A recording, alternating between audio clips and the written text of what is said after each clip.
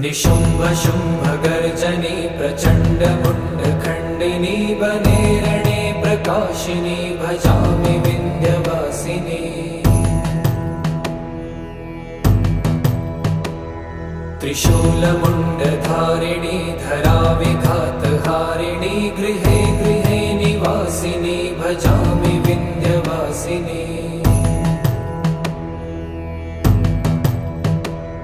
दरिद्र दुःखहारिणी सदा विभूतिकारिणी वियोगशोकहारिणी भजामि विन्ध्यवासिनी।